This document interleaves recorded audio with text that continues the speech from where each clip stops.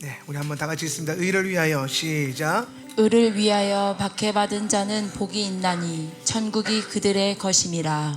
아멘. 자, 오늘은 예수와의 도라 10번째 시간, 팔복의 마지막입니다. 팔복의 마지막 제목은 박해는 다름의 증거이고 다름은 의인의 증명입니다 라는 제목으로 하나님 말씀 나누겠습니다. 따라합시다. 박해는 다름의 증거다. 한 번 더, 다름은 의인의 증명이다. 자, 오늘 성경이 이제 팔복의 마지막, 어쩌면은 팔복을 완성하는 마지막 축복인데요. 의를 위하여 박해받는 것, 이것이 오늘 인간적으로서는 가장 이해할 수 없는 가장 높은 단계의 축복이에요. 왜 박해받는 것이 복이 있는가? 왜냐하면 그 박해받는 그곳에, 우리가 의를 위하여서 박해받는 그곳에 하나님의 나라가 우리 안에 임하는 것을 예수님이 알려주고 있는 거예요. 그러니까 사실은 결국에는 하나님의 나라를 얻는 것이 이 모든 여정의 목적인 거죠. 여러분 삶 가운데 신앙생활의 목적이, 우리가 그런 말을 많이 하죠. 예수 믿어서 천국 가려고, 천국 가려고 예수 믿는다. 근데 그 천국이 죽어서 가는 천국이 아니라, 사실 그 천국은 그리스도의 온전한 통치가 내 삶에 임하고, 그리고 그 통치로 말미암아 내 삶 가운데 하나님의 본래적 일들이 회복되는 거예요. 그러니까 우리는 기본적으로 모든 인간들은 죄인이고, 죄인은 망가져 있어요. 모든 죄인들은 망가져 있어요. 질병이 있고, 문제가 있고, 어려움이 있고, 결핍이 있고. 단순히 돈이 많다고 해서 완전한 건 아니더라고요. 돈이 없어서 우리가 돈에 미쳐서 살고 있는 거지, 막상 제가 정말 많은 엄청난 부자들도 만나서 그 사람들에게 기도도 해주고 신방도 가보고 했지만은, 그분들 안에 평강이 있냐? 그게 없어요. 왜냐? 하나님 나라가 없기 때문이에요. 예수님의 통치가 없으면 우리 안에 샬롬이 임하지 않아요. 근데 여러분, 가난하여도, 조금 힘들어도, 어떤 면에서 질병 가운데 있다 할지라도 우리 안에 하나님의 나라가 임하면 우리는 평강 가운데 있을 수 있어요. 중요한 것은 하나님의 나라와 평강이 우리 가운데 임하는 거예요. 그래서 우리는 그것을 매주마다 바라보고, 매주마다 우리가 경험하기 위해서 샤밧 샬롬이라고 하는 이 고백을 선포하면서 이 예배를 드리는 거예요. 그리고 우리가 팔복을 그동안 공부하면서 하나님 나라 차원의 복들을 계속 공부하면서 내 삶 가운데 결론엔 궁극적으로 하나님 나라가 임하는 것, 천국이 나의 것이 되는 것, 하나님 나라가 여러분의 것이 되는 것이에요. 그 안에 엄청난 샬롬이 있을 것이고, 그것을 이루는 단 한 가지는 여러분이 의를 위해서 살아야 된다는 겁니다. 의를 위해서. 그러면 자, 오늘 볼게요. 첫 번째로, 의를 위하여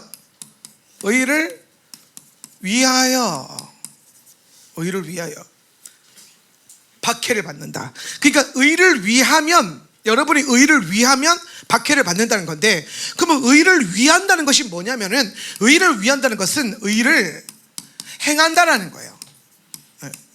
그러니까 여러분이 의를 행하면 뭘 받는다? 박해를 받는다. 제가 그래서 그 얘기를 한 거예요. 박해는 다름의 증거고 다름은 의인의 증명이다. 이 말은 즉슨 의라고 하는 것은 뭘 말하면, 궁극적으로 의는 우리가 다르게 사는 것을 의미한다는 거예요.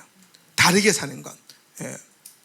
남들과 세상과 심지어 그리스도의 나라의 복음 혹은 하나님 나라의 그 관점에 정렬되지 않은 명목상의 그리스도인들이나 형식적인 그리스도인들과 다르게 사는 것, 어쩌면 그것이 여러분의 더 큰 곤란이 올 수 있어요. 사실 여러분이 예수를 열심히 믿을 때 세상이 여러분을 미워한다고 하지만은 그거는 사실 좀 나중의 일인 것 같아요. 지금 여러분 하울람 다닌 지 몇 년이 지나가고 있지만은, 여러분이 하울람 다닌다고 세상 사람들이 뭐라고 했습니까? 아닐걸요? 누가 뭐라고 하죠? 믿는 사람들이 뭐라고 해요? 믿는 사람들이. 그러니까 우리가 믿는 사람들로 인하여서 박해 아닌 박해를 받고 있어요. 박해 아닌 박해를. 그래서 내 삶 가운데 박해를 받고 있다는 것은, 심지어 그 박해가 어떤 다른 교회 크리스천들로부터 오는 거라면, 혹은 여러분 주변에 있는 어떤 형식적인 교인들, 명목상의 그리스도인들로부터 오고 있다면, 신실한 성도들 말고요. 신실한 성도들 여러분을 부러워하죠. 좋겠다. 이런 말 들어본 사람 손. 할렐루야. 예. 없으면 주변이 별로 안 좋은가 봐요. 상태가. 주변 상태를 좀 이렇게 조절을 좀 하세요. 예. 저는 많은 목사님들이 오셔서 그럽니다. 자기는 하울람 성도들이 제일 부럽대요. 목사님들이, 제 주변의 목사님들이. 그래서 그 목사님들의 꿈이 뭐냐? 본인 목회가 망하면 제주도 내려와서 하울람 성도하는 게 꿈이라는 거예요. 이런 얘기하는 분들이 꽤 많아요. 꽤 많아요. 왜냐하면 정말 이 공동체 안에 하나님 나라의 가치가, 이 감각이 있는 사람들을 와서 보면 알거든요. 이게 얼마나 아름다운 가치고, 그리고 이게 쉽게 되는 게 아니라는 거를. 요즘에도 계속해서 많은 목사님들이 와서 물어봐요. 탐방도 오고 하면서, 어떻게 하면 이런 성도들을 훈련시킬 수 있습니까? 어떻게 하면 레위인들을 저렇게 훈련시킬 수 있습니까?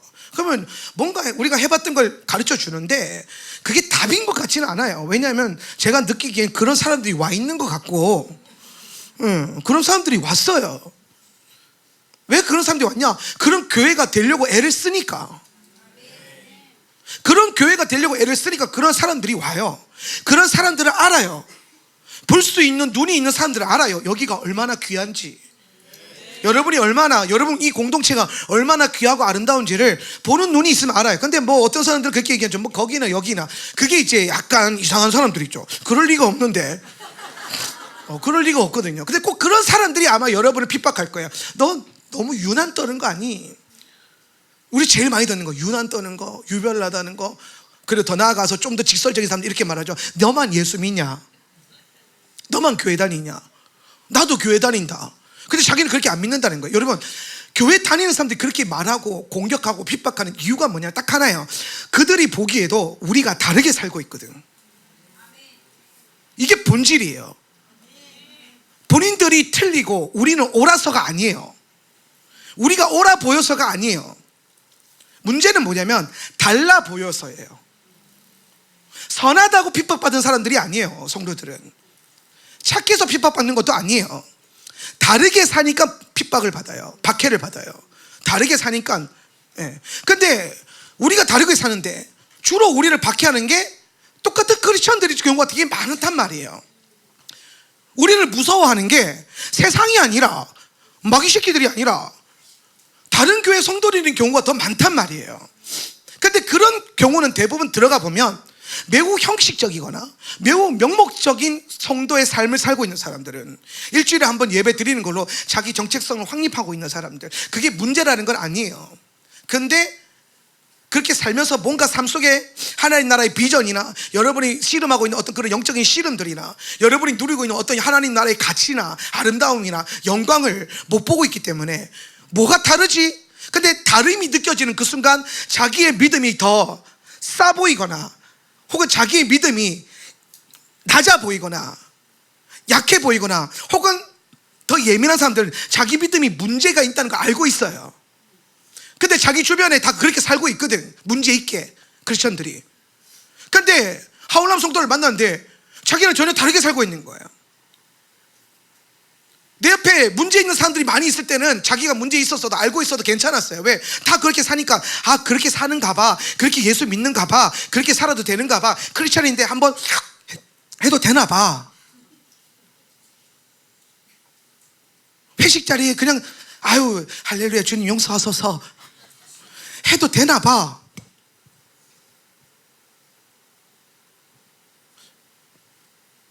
일 년은 12달이 지나가도 성경 한번 안 펴보는데 다 그렇게 살고 있으니까 괜찮았는데, 아니 이 교회는 매일 성경을 본대. 하루에 10장씩 12고개인가 뭔가 넘어가는데 자꾸 숨이 꼴깍꼴깍 넘어간대.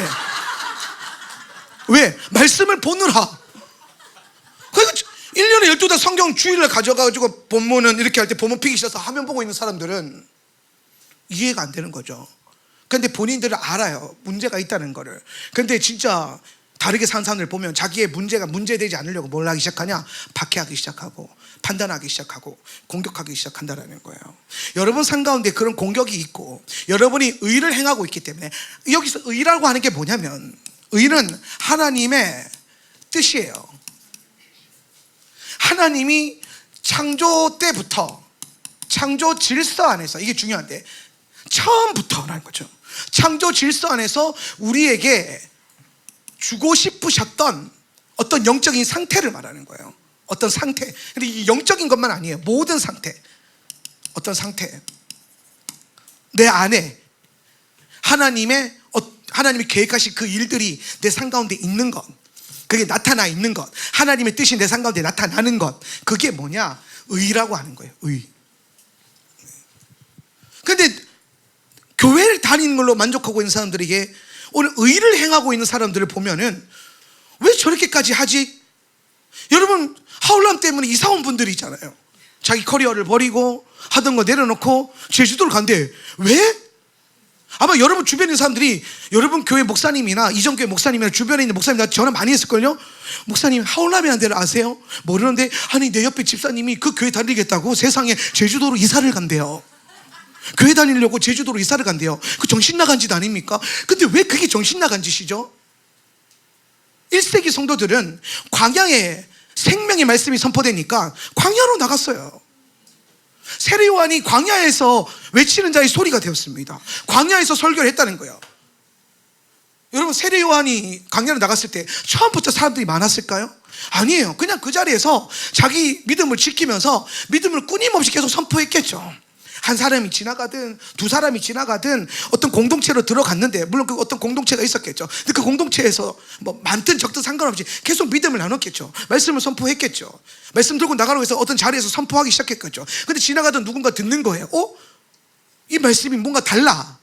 이 말씀이 나를 능히 영광스럽게 할 법도 하고 나를 회복시킬 것 같기도 하고 내 안에 식어 작아든 믿음이 갑자기 분리들이 일어날 것 같이 하는 그런 말씀이 뭔가 들리기 시작하고, 내가 이전에 들었던 하나님의 말씀과 뭔가 달라. 근데 왠지 이 말씀을 들으니까 내 영이 소생케 되는 게 느껴지고, 할렐루야, 내 안에 하나님의 일이 곧 일어날 것 같은 기대감이 생기는 거야. 나 하나님에 대해서, 나 신앙생활에 대해서, 나 교회에 대해서 별 기대 없이 다녔는데, 교회야 나와 뭔 상관이 있어. 그냥 내가 열심히 믿다가 어떻게든 믿다가 죽으면 천국은 가겠지. 아무런 기대감 없이, 아무런 소망 없이 그렇게 살았는데, 갑자기 저 설교를 들어보니, 저 메시지를 들어보니 뭔가 내 안에 두근거림이 일어나고 하나님 나라에 대한 일들이 뭔가 기대가 되기 시작하고, 내 인생이 이 모양 이 꼬라지로 사라지진 않겠구나. 뭔가 내 인생에도 하나님의 위대한 일이, 큰 일이, 강력한 일이 일어나겠구나. 할렐루야. 그게 경험되기 시작하고 느껴지기 시작하니까 광야로도 사람들이 모입니다. 집을 버리고 도시를 버리고 광야까지도 와요. 근데 왜 제주도는 왜 못 와요? 내가 뭐 오지 무인도에 있는 것도 아니고. 그렇잖아요. 제주도 얼마나 좋아. 있을 만한 건 다 있어요. 서귀포에 홈플러스가 있고 이마트가 있는데, 여러분 그거 두 개 있으면 웬간하면 삽니다.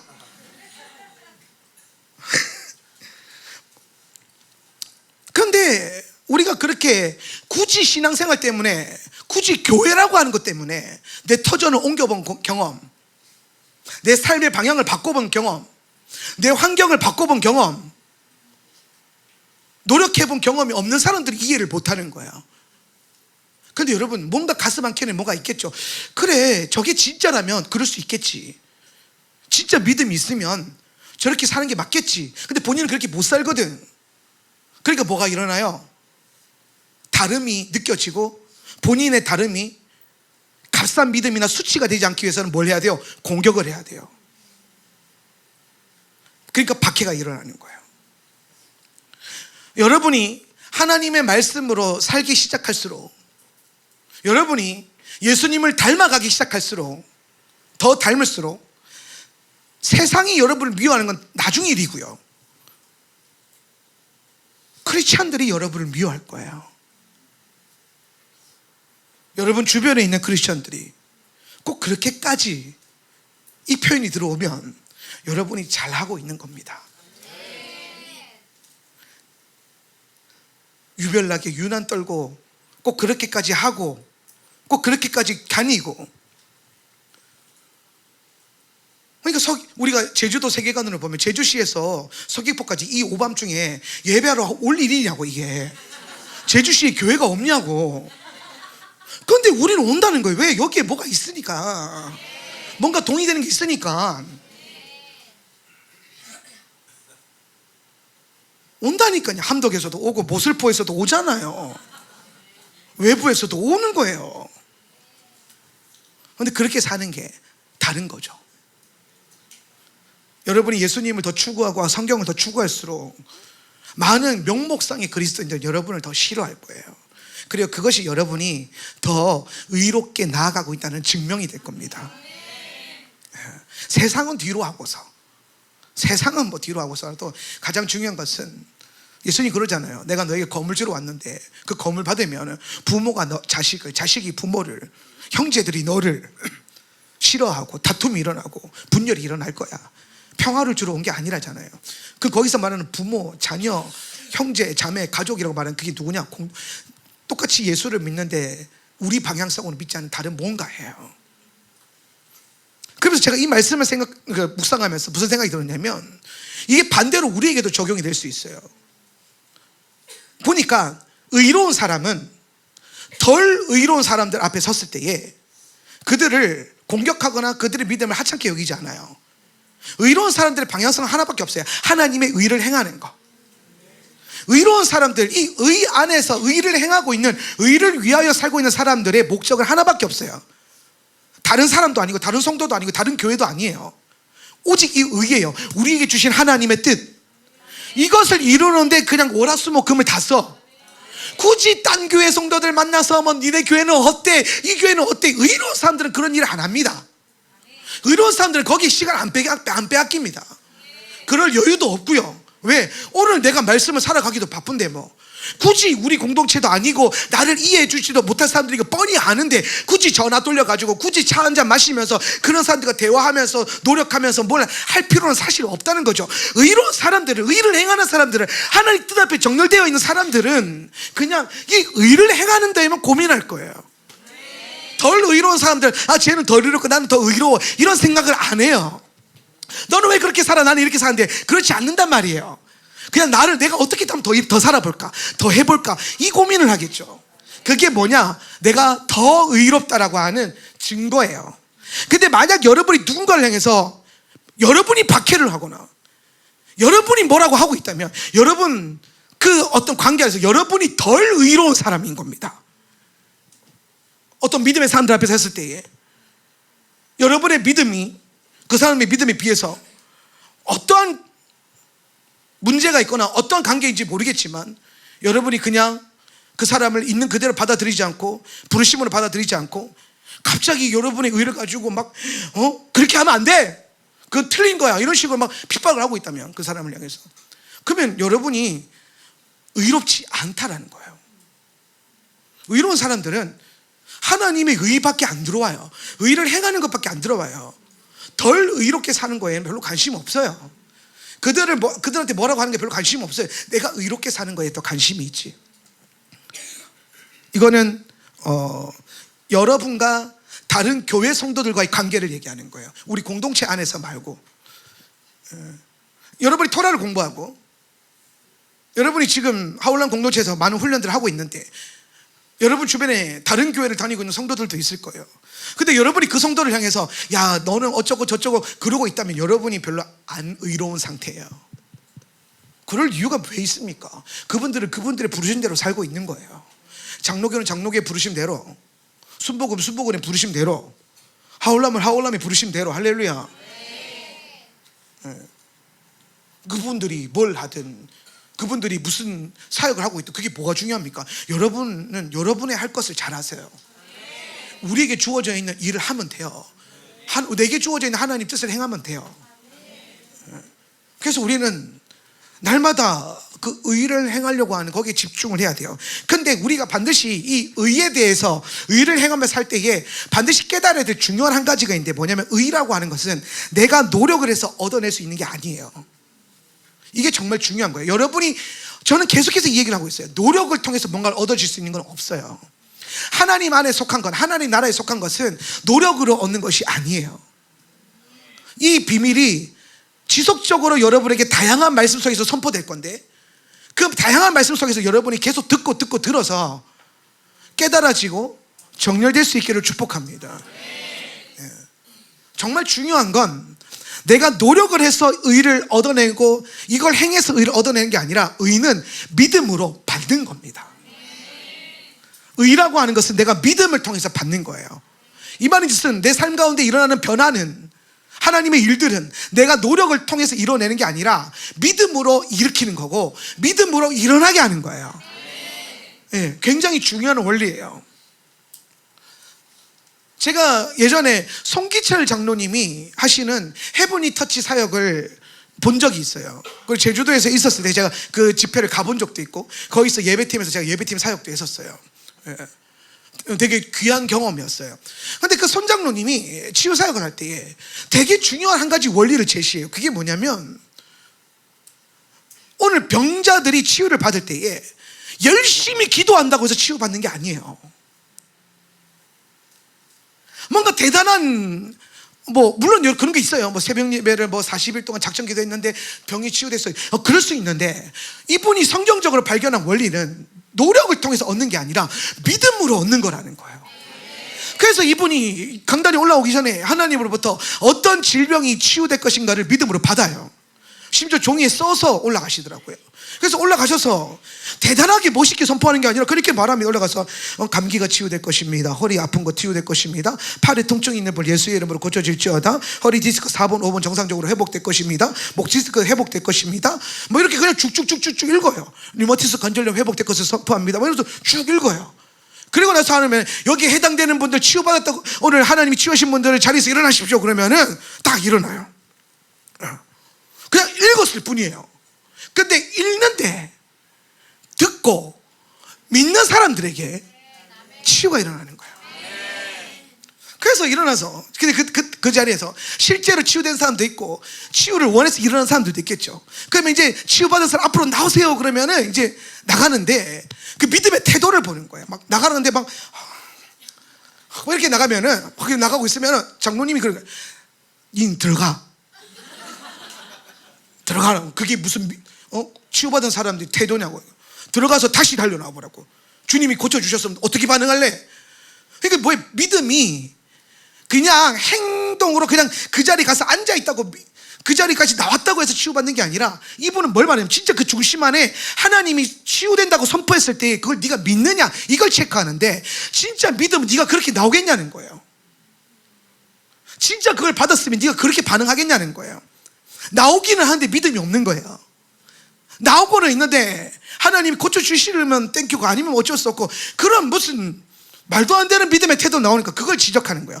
너는 나가, 너는 다시 들어가, 너는 다시 들어가, 그리고 다시 나와봐. 그랬어요. 그걸 몇 번 시켜요. 그러다가 정말 그 과정을 통해서 갑자기 막 어떤 사람이 달려오다가 막 몇 번 하다가 막 이제 막 울어요. 창피하기도 하고 막 힘들기도 하고, 이거 이제 분위기가 나갈 수도 없고 다시 나갈 수도 없고 이렇게 돼버린 거야.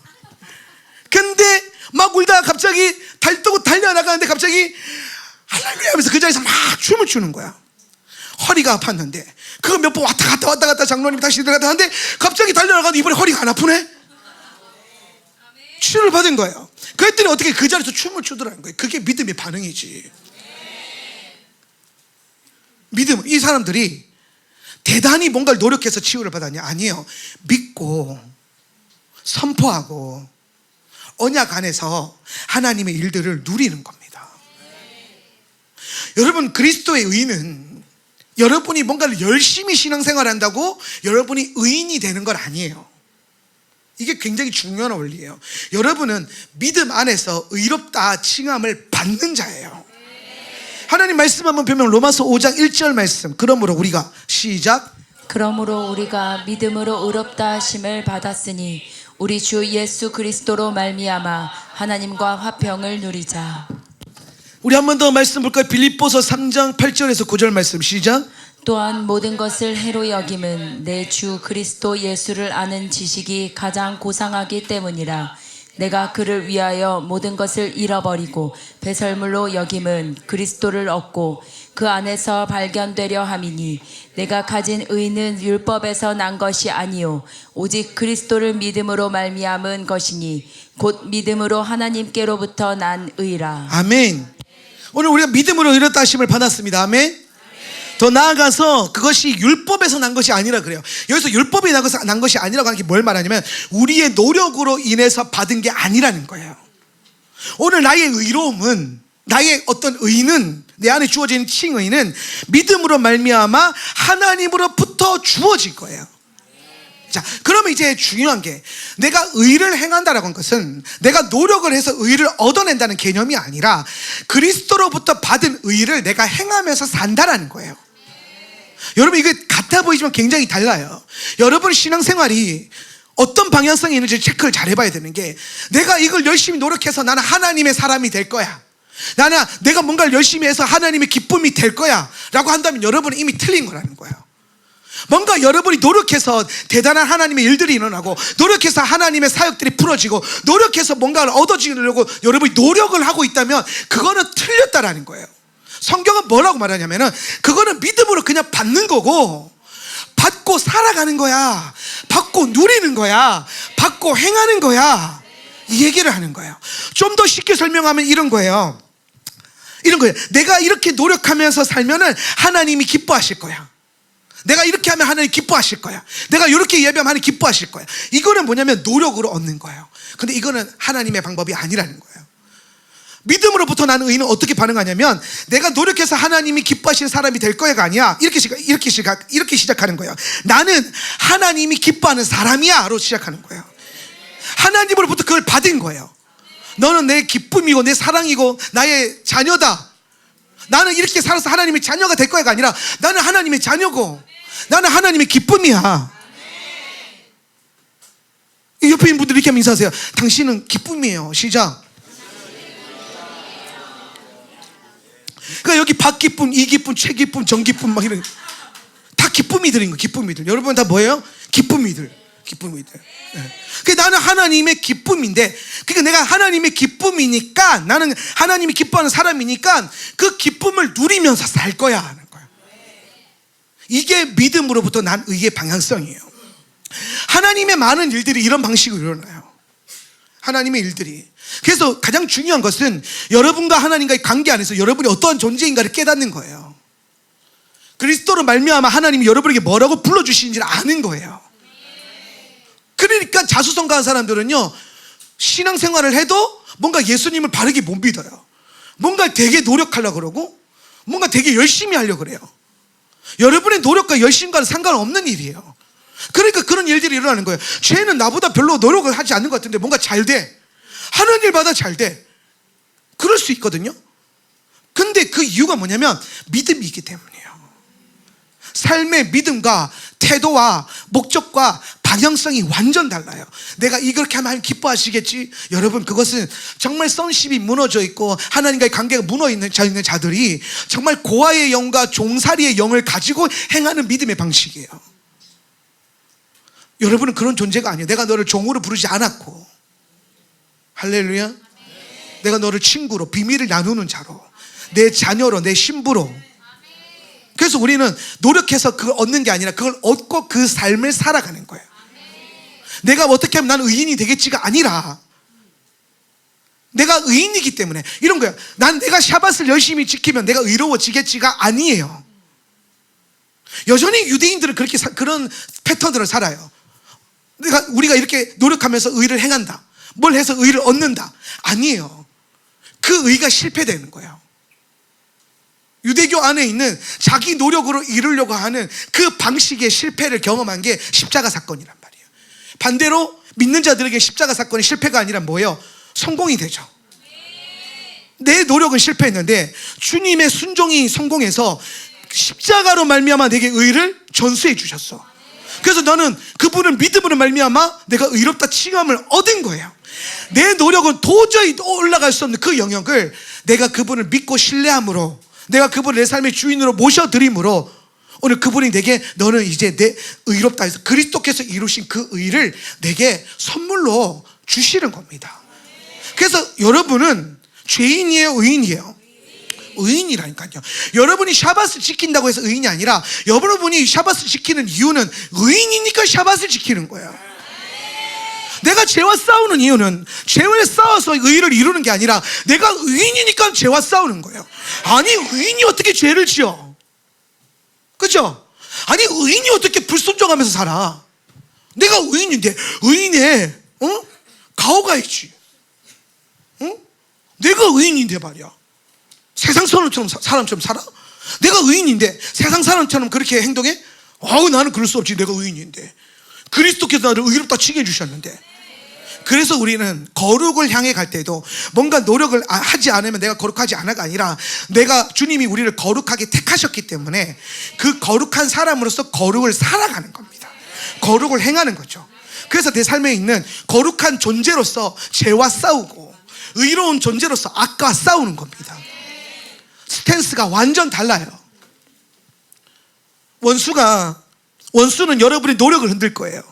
남들은 그렇게 한대. 남들은 저렇게 한대. 저렇게 해야 뭐가 일어난대. 아닐걸요. 그렇게 하지 않아도 될걸요. 그저 하나님이 여러분에게 주신 믿음 안에서 행동하고 믿음으로 반응하고 믿음으로 살고 믿음으로 말하기 시작하고. 근데 여러분 그 믿음이라고 말하고 믿음으로 반응하는 게 해본 사람들은 알아요. 생각보다 되게 어려워요. 아이고 그거 너무 쉽네. 그러면 아이고 난 믿습니다 하고 있어. 그거 믿습니다 하고 앉아 있어 보라. 그게 쉽나? 그게 쉽냐고요. 그게 제가 학교 다닐 때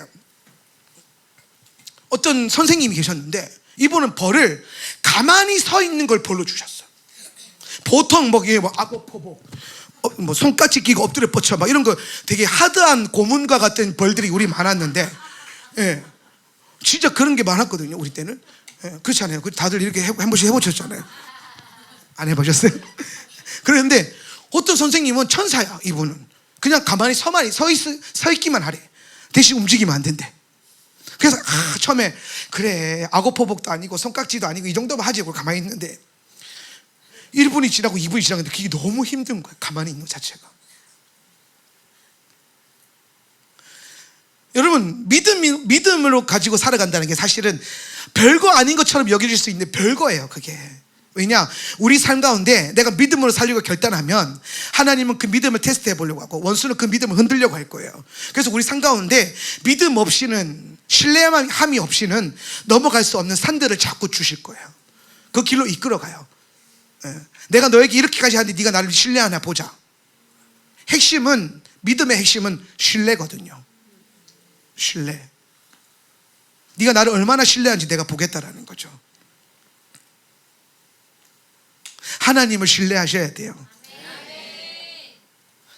하나님을 신뢰하지 않고서는 하나님의 일들이 일어나지 않는데, 하나님을 신뢰하는 거에는 굉장히 많은 도전과 벼랑 끝에 서는 것과 같은 용기가 필요해요. 그 용기. 여러분이 살아오던 원수의 그 굴레를 깨뜨려야 되거든요. 근데 내가 이거 없이도 살 수 있을까라고 하는 두려움이 생겨요. 재정적인 결핍이 있거나 빚이 있거나 채무에 문제가 있는 분들은 주로 신용카드 빚이 많을 겁니다. 그런 분들을 컨설팅하면 제가 꼭 하는 말이 있어요. 집사님, 신용카드부터 자르세요. 근데 이 신용카드 자르는 게 이게 11m 절벽 위에서 서서 막 그 끝에 서 있는 거랑 비슷한 기분인 거예요. 왜? 나는 계속 그걸로 살아왔거든. 이게 없으면 못 살 것 같거든. 여러분이 만약에 뭐 없이는 못 살 것 같다면 그게 여러분이 주인 노릇하고 있는 거예요. 그래서 우리는 과감하게 그것을 끊어봐야 되고 잘라봐야 되고, 여러분은 믿음으로 그것 없이도 살 수 있는 존재라는 것을 반드시 여러분 스스로 순종을 해봐야 돼요. 많은 이런 문제들이 있어요. 처음에 6년 전에 우리 부모님들이 예시바학교 학생들 처음 보낼 때도 그 부모님들 눈 안에 처음에는 어머 우리 교회가 학교가 생긴데 기대감이 있었는데, 막상 보낼 때가 다가올수록 눈 안에 있는 그 두려움을 저는 읽었어요. 그 두려움의 근원은 뭐냐? 정말 일반 학교에서 빼서 대안학교를 보내도 되는가? 정말 내 아이를 교회에 맡겨도 되는가? 정말 내 아이를 하나님께 맡겨도 되는가? 라는 두려움. 왜? 우리는 안정감이 있었거든요. 공교육이라고 하는 안정감. 가만히 있어도 학년은 올라간다는 그 안정감. 성실하게만 하면은 졸업이 된다는 그 안정감. 근데 그 모든 안정감을 내려놓는 일이잖아요. 그리고 모든 것의 안정감을 무엇으로 결정하는 거예요? 하나님의 부르심. 우리 삶 가운데 이런 일들이 많단 말이에요. 크고 작은 일들이. 그래서 우리는 사실 매 순간 많은 영역에서 믿음의 도전을 해야 되고 하나님을 신뢰하는 훈련을 해야 되는 거예요. 그리고 그 신뢰할 때 그걸 통해서 뭔가를 얻어내겠다. 아, 이렇게 하면 하나님 나를 부유케 하시겠지. 그게 아니라 내가 이미 그리스도 안에서 부요한 자니까 거기에 의지하지 않는다는 걸 증명하면서 살려야 하는 거예요. 이렇게 노력해서 내가 부유하겠지가 아니에요. 여러분은 이미 부요한 자들이에요. 예수님은 여러분을 부요한 자라고 말하지 여러분에게 가난한 자라고 얘기하지 않아요. 그분 안에서 여러분은 하나님의 그 계획 안에서 여러분은 온전해요. 모든 영역에서. 근데 다만 내가 그 하나님의 계획을 신뢰를 못하는 거죠. 잘 되는 영역이 있고 안 되는 영역이 있을 수 있어요. 근데 그 안 되는 영역이 되게끔 만드는 거예요. 의라고 하는 것은 이 의로부터 사실은 우리의 믿음이 출발하는데 이것이 노력으로 얻는 것이 아니라 믿음으로 주어지고 우리는 그 주어진 것을 살아간다는 것. 그래서 사실 성도의 삶은 노력해서 얻는 삶이 아니라 믿음으로 얻어서 누리는 삶이에요. 그래서 여러분은 더 많이 누릴 수 있어야 되고 더 많이 누려질 거예요. 하나님 안에 속한 많은 것들이 우리가 왜 날마다 뉴띵을 예배하고 뉴띵을 선포하고 하나님의 일들이 일어날 것을 선포하고 그것을 바라보기 시작하냐면 그게 성경이 말하고 있는 우리를 향한 하나님의 계획이기 때문이에요. 그래서 우리는 그 일들에 아멘하기 시작하고 동의하기 시작하고 내 안에 있는 두려움들한테 내 안에 있는 어떤 불안함 앞에 염려와 근심 앞에 밥을 주지 않고 내 믿음의 밥을 주기 시작하고 오늘 우리가 아멘하는 그 자체가 내 믿음의 밥을 주는 것이고 말씀을 한번 더 듣고 믿음으로 순종해보는 그것이 오늘 우리의 믿음에 밥을 주는 거기 때문에 하나님의 일들이 더 일어날 것을 기대하게 하는 거예요. 중요한 것은 아무것도 심지 않은 자들에게 일어날 수 있는 뭔가가 없겠죠. 우리가 믿음으로 많은 씨앗들을 받은 거예요. 의라고 하는 씨앗을 받은 거예요. 축복이라고 하는 씨앗을 받은 거예요. 이제 우리는 그것을 얻기 위해서 노력하는 것이 아니라 그것을 뿌리기 시작하고 거기서 나는 것을 먹기 시작하고 보는 거죠. 하나님의 일들을 보는 거예요. 우리가 노력하면 하나님 뭘 주시겠지? No. 믿으면 주어져요. 그리고 하나님은 여러분이 믿기 시작하는 그 순간부터 정말 믿는지를 안 믿는지를 테스트하실 거고 원수는 여러분 안에 있는 믿음을 흔들기 시작할 거예요.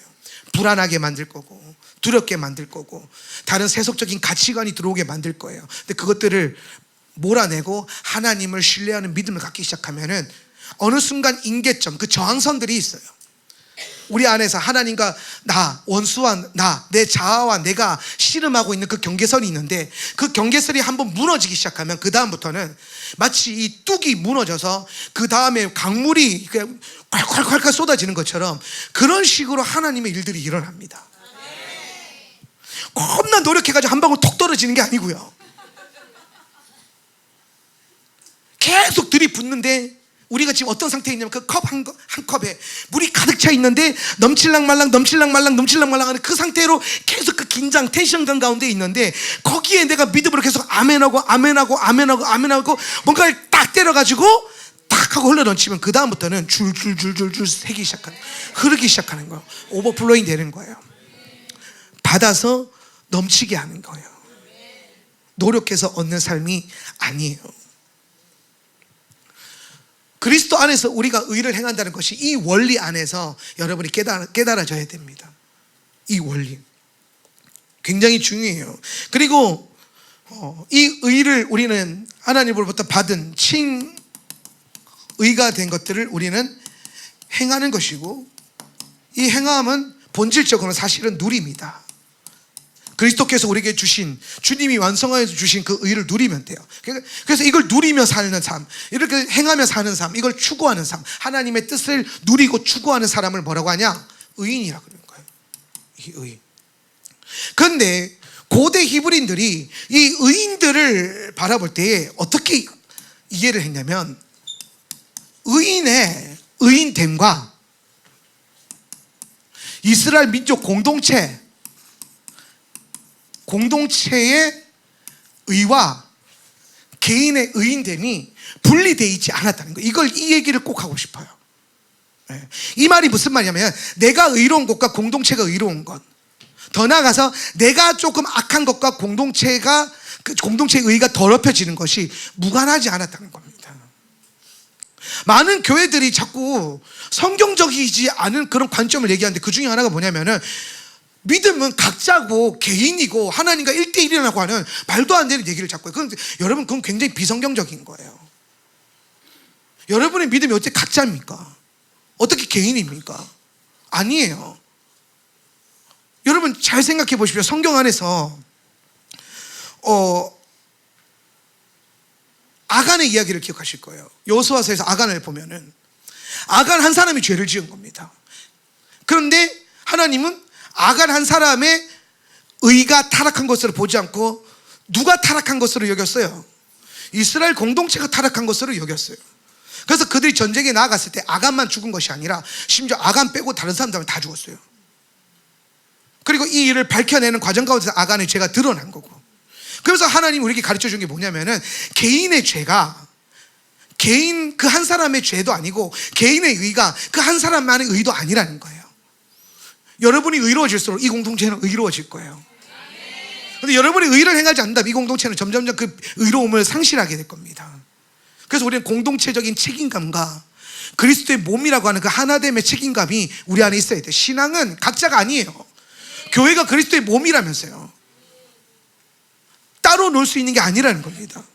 손가락이 썩으면 손가락 하나가 작살나는 것으로 끝나지 않아요.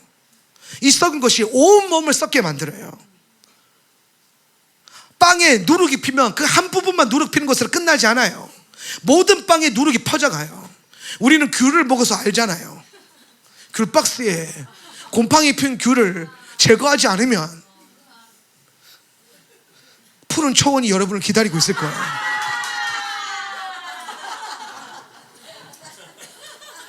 거기 대고 후 하고 불면 최악이죠. 근데 그 최악의 시작이 뭐라고요?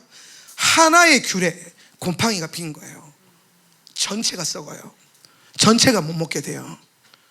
그런데 어찌 그리스도의 몸, 한 몸이라고 하는 원바디라고 하는 교회 성도가 각자라고 하는 얘기를 할 수 있습니까?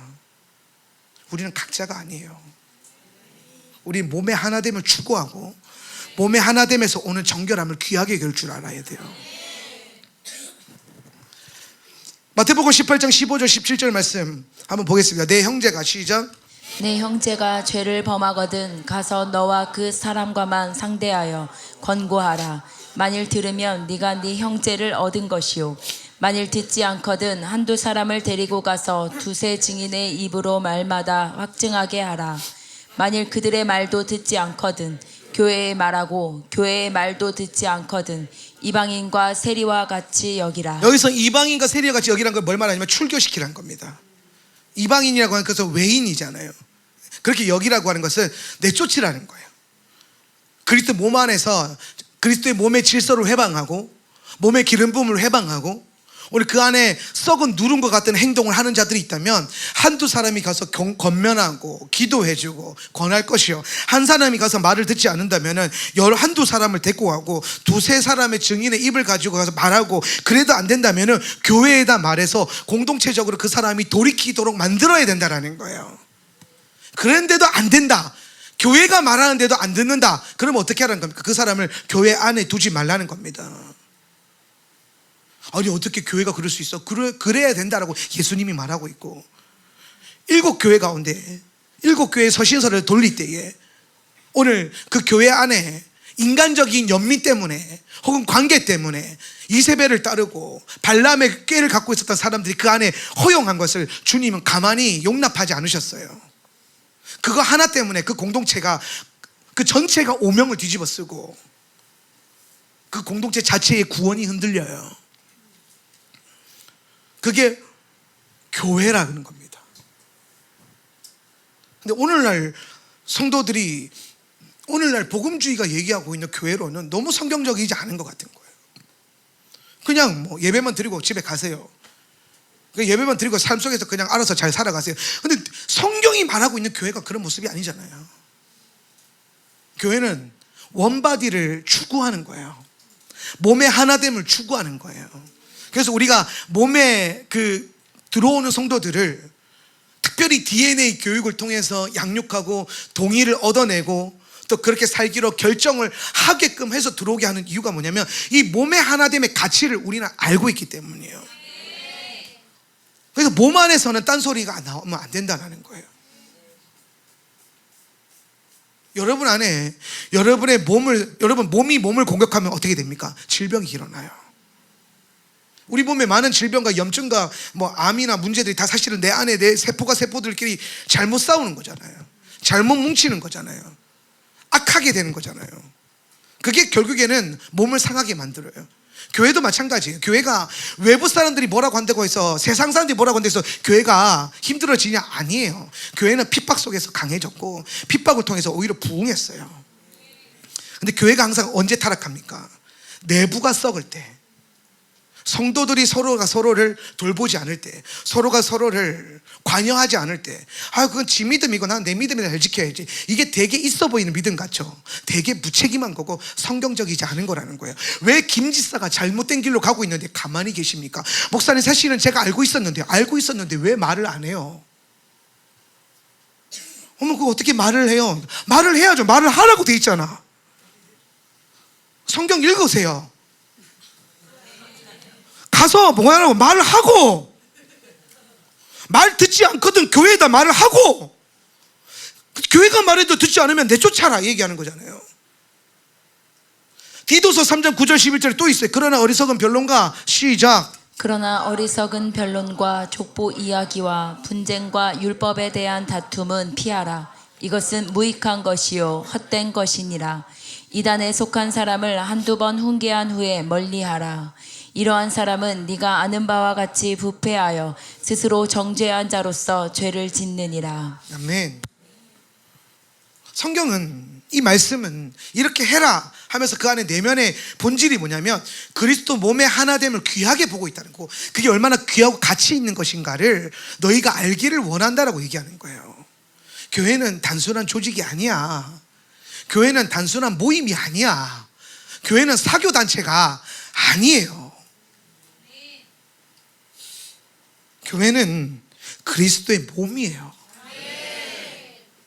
그 몸의 가치를 여러분이 스스로 아셔야 되고, 그 몸의 하나됨을 계속해서 추구하고 지향하는 믿음, 그 안에서 내 것을 내려놓고 공동체를 위할 줄 아는 믿음, 공동체 안에 잘못된 길을 가고 있는 성도들 향해서 기도할 줄 알고 중보할 줄 알고 권면할 줄 알고, 오늘 우리 안에 악을 행하는 자, 죄를 행하는 자가 있다면 그냥 좌시하는 것이 아니라 아이고 난 내 믿음이나 지켜야 되지, 그렇게 끝내는 것이 아니라 그들의 리더에게 혹은 그들의 어떤 우리 교회 안에 있는 목양 리더들에게, 목사님에게 얘기를 해서라도 그 영혼이 그 악한 길에서 돌이켜서 의의 길로 들어올 수 있도록 이끌어가는 그 관심과 추구함과 관계와 그런 태도가 우리 안에 필요하다는 겁니다.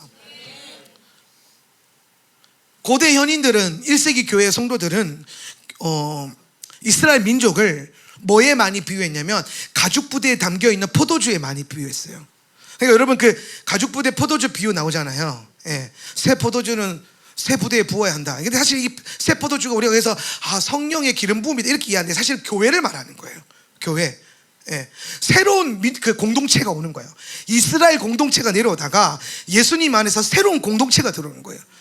근데 그 새 공동체는 옛 가죽 부대에 담을 수가 없다 이 얘기를 하는 거예요. 왜냐하면 그 시대 당시에 유대인들에게 이스라엘 공동체는 한 가죽 부대 안에 담겨있는 포도주라고 하는 이 개념이 들어가 있는 겁니다. 그래서 그 예화가 나오는 거예요. 그러니까 유대인들이 그 얘기를 들으면 이거 민족성을 얘기하는 거고 공동체를 얘기하는 거고, 지금 믿는 자들에게 하나님이 새로운 공동체, 새로운 교회를 여시겠다는 것을 말씀하고 있는 거구나, 이 얘기를 딱 알아듣는 거예요. 그런데 미드라시에 보면 재밌는 얘기가 하나 있는데, 이스라엘 백성의 공동체됨, 이 의와 공동체됨, 형제를 악에서 돌이키게 만드는 이 의인의 삶에 대한 얘기를 하면서 무슨 얘기를 하냐면, 포도주에, 가죽분해 안에 담겨있는 포도주에 파리가 빠지면, 파리 하나가 빠졌어. 팔이 하나가 빠졌어요. 그 엄청난 포도주에. 그러면 그 포도주는 어떻게 됩니까? 그 포도주는 어떻게 돼요? 부정해지죠. 파리가 빠져서 살아있으면 괜찮아요. 파리가 빠졌는데 막 날개치 살아있다. 그럼 빨리 건져내면 되거든요. 근데 빠졌는데 죽었어. 안 움직여. 이렇게. 살아나야 돼. 안 살아나. 그러면 그 포도주는 다 부정해진 거고 버려야 됩니다. 이게 무슨 말이냐면 이스라엘 공동체 전부 안에 죽은 팔이 하나라도 떨어지면 다 썩은 거라는 거예요. 아무리 다른 포도주가 괜찮아 보이더라도. 그렇게까지 유대인들은 공동체됨이라고 하는 것들을 굉장히 중요하게 봤어요. 그리고 1세기 교회도 마찬가지고 예수님의 제자들도 마찬가지고 메시아닉 교회들도 마찬가지예요. 공동체됨. 지금 복음주의 교회들처럼 네 신앙, 네 신앙, 내 신앙, 내 신앙 이렇게 안 믿었단 말이에요. 이게 깨져야 됩니다. 우리의 신앙이고 우리의 신앙 고백이에요. 여러분 사도신경 왜 만들었겠습니까? 사도신경 그 믿음의 일치를 꿈꾸는 거예요. 신조, 믿는 방향성을 같이 하겠다는 겁니다. 모든 크리스천들이. 그러니까 이 안에는 다 하나됨이라고 하는 원바디의 시스템을 갖고 있는 거예요. 근데 어느 순간부터 이 모더니즘, 포스트 모더니즘이 들어오면서 다 가짜 신앙이라는 거예요. 교회와 상관없다라는 거예요. 그러니까 교회가 안 중요하다는 거예요. 그러니까 믿음은 교회 때문에 교회 이사 다니는 여러분 이상한 사람이 되는 거예요. 그런 바텔은. 근데 성경을 읽어보니까 교회가 너무 중요해. 에베소서만 읽어보세요. 교회는 만물 가운데 있는 신비예요. 만물을 정말 여러분 음부를 이기는 권세가 누구에게 주어지냐? 교회 안에 주어져요. 그리고 우리가 교회예요. 누차 말합니다. 내가 교회가 아니에요. 성경은 우리가 교회라고 했어요. 교회는 에클레시아고 교회는 카할이에요. 교회는 공동체고 교회는 우리의 모임이에요. 당연히 교회는 건물은 아니에요. 여러분이 교회예요. 우리가 하울람이죠.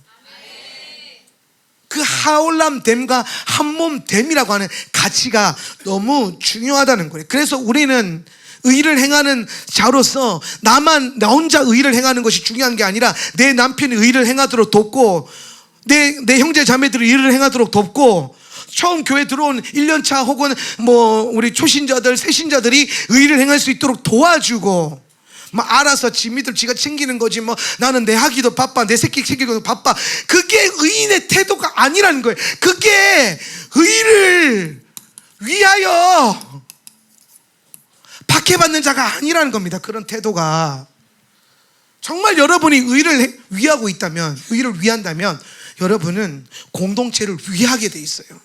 성경은 지금 그 얘기를 하고 있는 거예요. 내 의와 내게 받은 의와 공동체의 의가 별개가 아니야 라는 거예요. 여러분이 그리스도를 닮아갈수록 여러분은 그리스도의 몸된 교회를 사랑할 수밖에 없을걸요. 어떻게 주님 나는 그리스도를 사랑하는데 교회는 학을 떼요. 은선스러워 보여요. 주님 나는 예수님밖에 몰라요. 너무 웃기지 않습니까? 여보 난 당신이 좋은데 당신 몸은 너무 싫어. 그게 사랑이냐고. 나는 우리 와이프 머리끝부터 발끝까지 다 사랑스러워요.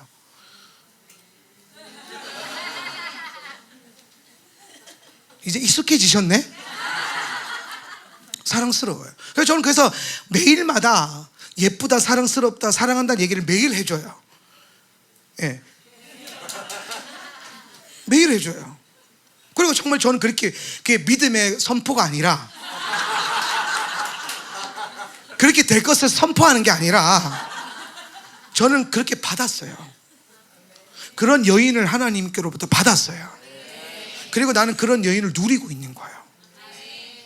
본인이 생각하는 자기 아름다움보다 내가 생각하는 아름다움이 더 크게 줘. 근데 나는 그렇게 받았는 걸 어떡하겠어. 내가 받았는데 누가 뭐라고 하겠냐는 거야. 내가 그렇게 받았는데. 이해가 되세요?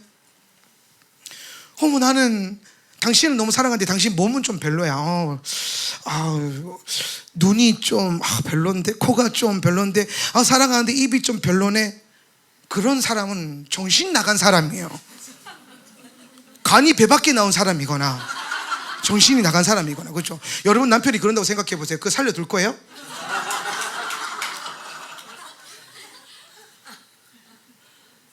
그러면 여러분, 나는 예수님은 너무 좋은데 교회는 싫어, 이것도 똑같다는 거예요. 정신 나간 소리고 간이 배 밖에 나온 소리고, 예수님이 그걸 기뻐하겠냐는 거예요.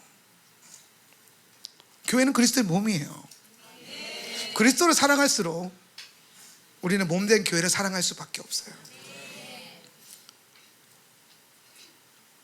목회를 하면 할수록 여러분이 사랑스러워져요. 시간이 지날수록 여러분이 점점 더 귀해져요. 그 이유는 다른 게 아니에요. 여러분이 뭔가 잘해서가 아니에요.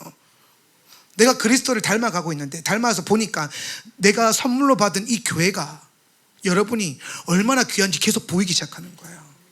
처음에는 다 별로였거든요. 처음에는 나도 그랬어요. 왜 다른 교회는 막 그런 사람들이 있다는데 왜 우리 교회는 없지?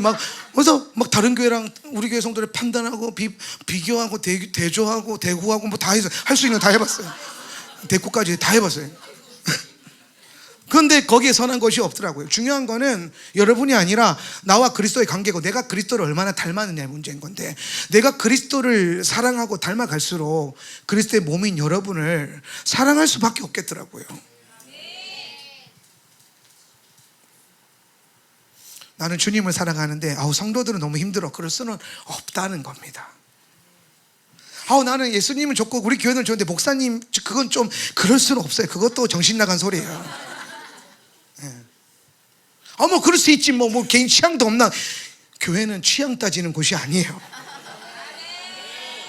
할렐루야. 우리 킴벌리 목사님이 오셔서 집회 때 명언을 남기셨죠.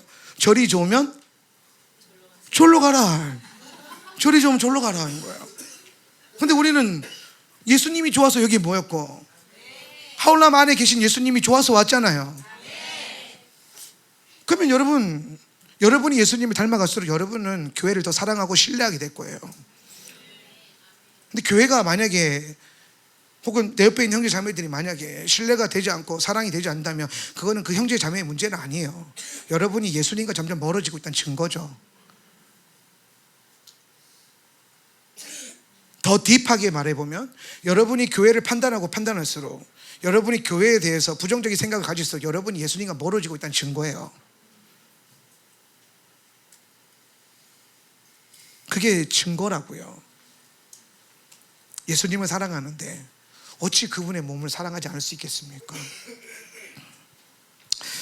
마지막으로, 그렇게 우리는 우리의 의를 공동체의 의와 연결시켜서, 그렇게 내 의로, 내가 받은 의로, 우리 안에 있는 의로 우리는 더 아름다워지고 강해질 것이에요. 근데 그렇게 살기 시작하면 다른 사람들은 여러분 향해서 뭐라고 말하냐면, 너네는 왜 그렇게 믿어라고, 왜 너네는 달라라고 얘기하기 시작한다는 거예요.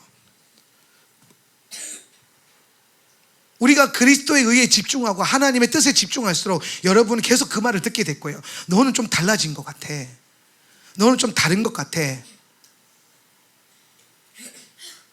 작년까지는 좀 비슷해 보였는데 1년 지나고 만나보니까 좀 뭔가 다른 것 같아. 왜 달라졌지? 당연히 달라지죠. 계속 그리스도의 의를 추구하고 있는데. 다르면은 틀린 거예요? 아니에요. 어쩌면 여러분이 옳게 달라지고 있다면, 바르게 달라지고 있다면, 그 다름 때문에 여러분은 박해를 받을 겁니다. 그리고 우리는 이 마지막 때에 계속해서 그리스도의 의를 추구할 것이기 때문에 우리는 이 의를 추구함으로 인해서 끊임없이 박해의 상황에 놓이게 될 거예요. 박해의 헬라어가 디오코라는 단어거든요. 박해는 헬라어로 디오코예요. 이게 무슨 뜻이냐면요, 한두 번 괴롭혀지는 게 아니라 지속적으로 괴롭힘을 당하는 걸 말하는 거예요. 자, 왜 의인은 지속적으로 박해를 받을까요? 왜 의인은? 의인은 의를 행하는 사람을 포기하지 않기 때문이에요. 의를 위하여 박해를 받아요. 그러니까 의를 위하고 있기 때문에 박해가 계속 놓여요. 내가 이렇게 살고 있기 때문에 지속적으로 박해는 와요. 근데 그 박해 속에서도 의를 포기하지 않기 때문에 우리를 계속 지속적으로 박해의 상황에 놓이게 될 겁니다. 여러분, 하울람이 커진다고 해서 박해가 사라질까요? 다른 교회의 판단이 사라질까요? 한명진 목사가 유명해진다고 해서 사라질까요? 아닐 거예요. 오히려 박해는 더 심해질 거예요. 유명해지면 더 심해질 겁니다. 어떻게든 흠을 잡으려고, 어떻게든 우리를 이상한 교인으로 취급할 거고, 어떻게든 자신들의 그 명목적이고 형식적인 믿음을 방어하기 위해서, 그리스도를 위해서 레디컬하게 반응하지 않고, 복음을 위해서 생명 던지지 않고, 공동체를 위하지 않고 하는 그 너무 편안한 그 신앙을 유지하기 위해서 그들과 다르게 살고 있는 우리를 계속 공격할지도 몰라요. 그렇게까지 안 해도 돼. 제가 설교를 할 때 예전에 몇 년 전, 수년 전이었는데, 10년 전인데, 말씀을 막 가르치는데 어떤 권사님이 한 분 오셨어요. 사랑의 교회를 다니셨던 권사님이에요. 그 권사님이 제 설교를 듣다가 어머, 세상에 젊은 목사님이 설교를 너무 잘한다고 칭찬하시면서 자기는 이 교회 다니겠다고 해서 열심히 다니셨어요. 그러다가 한 2달 후에 갑자기 설교 때마다 인상을 쓰고 계신 거예요. 좋다고 해서 안 놓고 2달 동안 어느 날 제가 신방을 갔는데 뭐라고 하냐면, 다 좋은데, 인상 탁 쓰면서, 권사님들 탁 쓰면서 다 좋은데, 근데 목사님, 예, 오카는 목사님은 그렇게 설교 안 하셨는데, 자기가 오카는 목사님 설교 30년 들었는데, 오카는 목사님은 이스라엘, 토라, 샤밧 이런 얘기 전혀 안 하셨다는 거예요. 오카는 목사님은 안 하셨는데, 목사님은 왜 그렇게 하냐는 거예요. 그거는 제가 설명을 해도, 그거는 시즌적으로 하나님이 열어주시기 다르고 막 이게 했는데, 아니 오카는 목사님이 모르셨겠어 그거를? 오카는 목사님인데 대한민국 너무 세 손가락 안에 세 손가락 그러면은 조용기, 오카는 또 하용조 이렇게 나가잖아요. 여의도 사랑의 교회 온누리 3대장, 그분들이 몰라서 그랬겠어? 그러니까 이 말은 뭐예요? 그냥 너도 하지 마라 이 말인 거예요. 그분들이 몰라서 그랬겠냐는 거예요. 다름이죠. 왜냐하면 지속적으로 토라가 가르쳐 주는데, 평생 자기가 안전지대 안에서 이만큼 하면서 살았는데, 한명진 목사가 계속 레디컬한 삶을 요구하는 거예요. 더 헌신해야 되고, 더 삶을 교정해야 되고, 더 바르게 정렬돼야 되고. 그런데 사랑의 교회에서는 딱 요만큼만 했어도 괜찮았는데, 하울람 오니까 더 해야 돼, 더 열어야 돼, 더 들어가야 돼, 더 피곤해져, 더 힘들어. 근데 그건 싫어. 근데 그게 싫은 내 모습이 이상해 보여. 그러니까 안 이상하려면 누가 이상해야 돼? 그렇게 요구하고 있는 한명진 목사님이 이상해야 돼. 그러니까 나를 이상하게 만들 수 있는 가장 좋은 방법이 뭐예요? 만인이 우러러 떠받치고 심지어 나도 좋아하는 그 오카는 목사님을 끌고 오면 돼요. 오카는 목사님은 그렇게 설교 안 했어요. 조윤기 목사님도 이렇게 설교 안 했어요. 하용조 목사님은 비슷하게 했었을걸요. 그렇죠? 안 했어요. 그래서 저는 그분들과 똑같이 설교할 생각이 전혀 없어요. 우리에게 주신 믿음이 있고, 우리 교회에 주신 부르심이 있고, 우리에게 주신 방향성이 있는데, 남들과 똑같이 안 갈 수도 괜찮아요. 달라도 돼요. 다른 게 뭐. 근데 오히려 다르기 때문에 박해를 받아요? 다르기 때문에 다른 사람들한테 자극이 돼서 그들이 나를 미워하고 싫어해요? 그럼 여러분의 다름이 옳게 가고 있다는 증거입니다.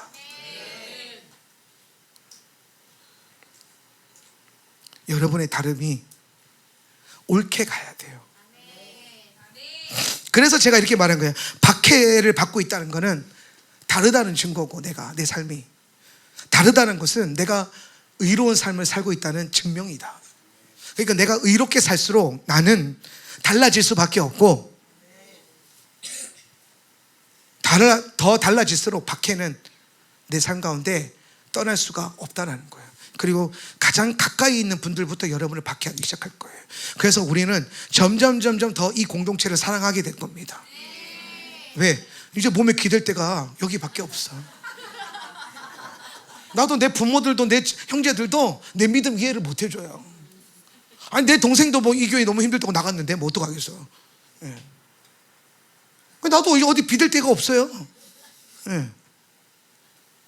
그런데 하나님이 내 혈육보다 더 깊은 그리스도의 피로 하나 된 혈육을 주셨어. 그리스도의 몸이에요. 그 가치가 더 선명해지겠죠. 그러니까 달라질수록 의로워질수록 공동체를 더 사랑하게 될 거고, 박해는 계속 지속될 거고, 그리고 그 박해 상황 속에서 이 박해는 다름 때문에 오는 거잖아요. 다른 기준. 그래서 결국은 세상적 가치예요.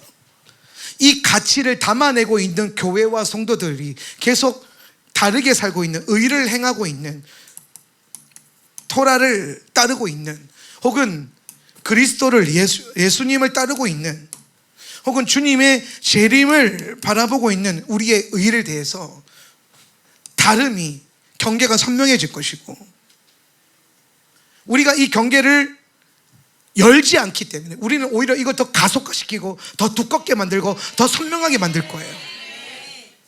그래서 이것과 이것이 얼마나 다른지 보여줘야 돼. 그리스도의 의와 세상적 가치가 얼마나 다른지 내 믿음으로 증명하고 내 삶으로 증명하고 그렇게 살기 시작하면 이 세상의 나라에서, 내가 세상에 살고 있지만, 세상에서 살아가고 바벨론을 걷고 있지만 전혀 다른 존재로 벽을 쌓고 다른 가치로 벽을 쌓고 살아간다면 나는 이 의 때문에 박해를 받겠지만 이 박해를 받고 있는 의로운 상태 안에 세상이 들어올 수 없기 때문에 무엇이 풀어지기 시작하냐? 하나님의 나라가 이 안에서 우리 가운데 주어지게 될 거라는 거예요. 이 상황 속에서 우리는 나를 둘러싸고 있는 게 대한민국이 아니라, 어떠한 특정한 내 지역이 아니라, 제주도가 아니라 하나님의 나라라는 것을 더 알게 될 겁니다. 그래서 우리는 의를 위해서 핍박받는 이 삶을 복되다 여기고 천국이 우리 것임을 날마다 누릴 거예요. 경험할 거예요. 어디서? 공동체 안에서. 자리에서 일어나서 한번 기도합시다. 박해, 달라지는 것, 그리고 더 깊은 의의를 추구하는 것, 이것을 여러분 너무 겁내지 마시고, 오늘 우리가 믿음으로 달려왔던 것처럼 앞으로 우리에게 달려오는 그 시즌 가운데 주님, 우리는 이것을 더 지속적으로 행할 것이고, 우리는 주님을 더 닮아가는, 주님의 뜻을 행하는 그 일로 인하여서 받는 그 박해를 우리는 벗어나려고 하는 것이 아니라 오히려 그것을 더 환영할 것이고, 그 안에서 우리는 하나님의 나라를 더 누릴 겁니다. 우리는 그 믿음의 방향을 예수의 이름으로 선포하고 결정할 것입니다. 다만 하나님, 오늘 우리에게는 그런 삶을 살 수 있는 힘과 능력이 우리에게 필요합니다. 오늘 우리가 믿음으로 결단하오니 내게 성령님 능력 더하여 주십시오. 오늘 그리스도의 의를 박해 따위에 내려놓지 않고 조롱 따위에 내려놓지 않고 오늘 인간적인 관계 때문에 포기하지 않을 수 있는 그 믿음의 능력을 우리에게 주십시오. 성경이 말하고 있다면, 예수님이 우리를 이끌어 가신다면, 성령이 말씀하신다면 믿음으로 아멘하고 달려갈 수 있는 그런 믿음의 의인들 되게 하여 주시옵소서. 오직 의인은 믿음으로 말미암아 살리라. 다 같이 한번 선포하며 기도하겠습니다. 주여!